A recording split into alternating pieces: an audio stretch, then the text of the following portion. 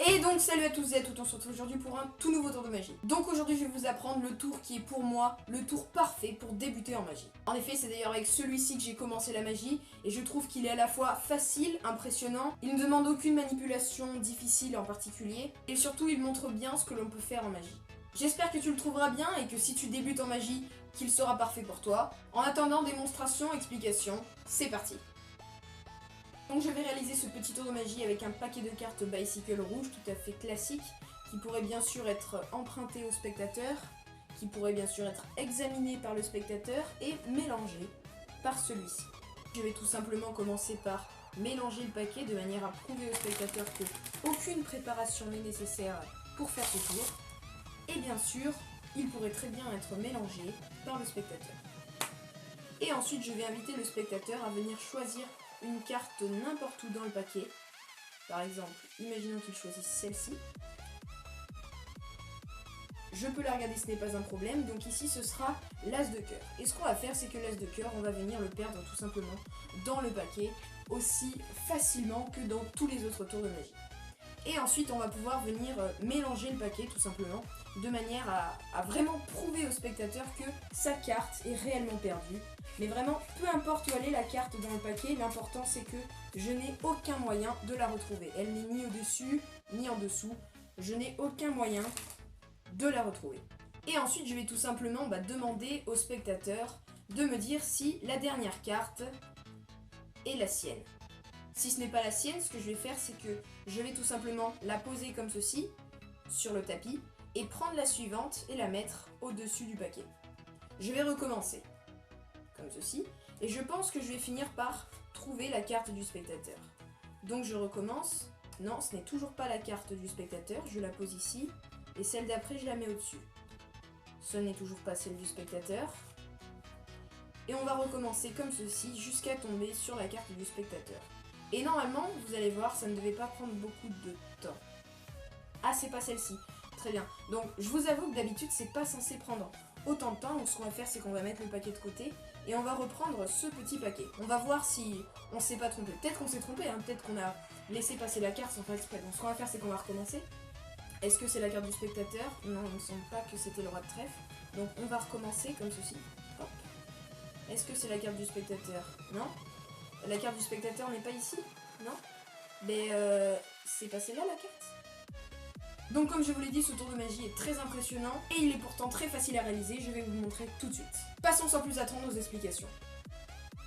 Donc pour réaliser ce petit tour de magie, vous aurez juste besoin d'un paquet de cartes tout à fait classique, aucun trucage n'est nécessaire, aucune préparation n'est nécessaire, c'est pour ça qu'il est très facile à faire. Bien sûr, le paquet peut être emprunté au spectateur et il peut également être mélangé par celui-ci. Mais vous pouvez le faire vous-même si ça vous intéresse. Vous pouvez montrer, si vous savez le faire, que vous savez faire le mélange à l'américaine, comme ceci. Vous pouvez bien sûr mélanger parfaitement à la française. L'important c'est de bien mettre le spectateur en confiance. Et ensuite, vous allez demander au spectateur de venir choisir n'importe quelle carte dans le paquet. Imaginons qu'il choisisse celle-ci. Vous allez devoir faire en sorte de ne pas perdre la carte du spectateur dans le paquet, mais de la mettre vers la fin du paquet. Donc là c'est une manipulation qui n'est pas si compliquée que ça malgré tout. Vous avez juste à maîtriser la carte. Donc ce que vous pouvez faire sinon c'est l'entrer par derrière comme ceci et laisser dépasser une petite languette alors que vous faites croire au spectateur que vous l'avez réellement perdu. Ensuite vous allez devoir l'occuper, le faire regarder dans vos yeux ou regarder ailleurs et pendant ce temps là vous allez couper le paquet et la carte a été maîtrisée en dessous du paquet. Et donc là, c'est là que la manipulation est un petit peu compliquée. Donc bien sûr, il y a d'autres techniques pour faire ceci, mais moi je vous conseille celle-là car elle est vraiment très facile à réaliser. Donc ce que vous allez faire, c'est que vous allez prendre le paquet, vous allez faire croire au spectateur que vous allez faire un mélange à la française. Donc un mélange à la française normale, ça consiste à faire comme ceci. Vous venez battre les cartes comme ceci, vous laissez un petit paquet dans votre main et vous allez battre les cartes par-dessus. Mais là, vous n'allez pas devoir faire un mélange à la française normale, car sinon vous allez tout simplement perdre la carte du spectateur, et ce n'est pas ce que vous voulez faire. Le but de cette manipulation va être de positionner cette carte en 4e position en partant de la fin, c'est-à-dire qu'il y ait 3 cartes au-dessus quand on regarde le paquet de face. 1, 2, 3, ici c'est la carte du spectateur. Pour faire ceci, c'est très simple, vous allez tout simplement devoir faire comme ceci, faire comme si vous faites un mélange à la française. Vous allez prendre avec votre pouce une carte, donc là vous avez juste la carte du dessus dans votre main, Une deuxième carte, vous avez les 2 cartes du dessus, mais dans l'ordre inverse. Une troisième carte, donc là vous avez vos 3 cartes, et donc il va falloir vous débrouiller pour que celle-ci, la carte à la fin du paquet, donc la carte du spectateur, passe au-dessus, de cette manière. J'espère que vous comprenez, je vais récapituler. Vous allez devoir faire en sorte que la carte soit en 4e position en dessous du paquet, donc qu'il y ait 3 cartes devant celle-ci. Vous allez prendre une carte, 2 cartes, 3 cartes, et là avec votre index ou votre majeur, comme vous voulez, de cette main-là, et le pouce, vous allez prendre la carte du dessus et la carte du dessous, ce qui donne ceci.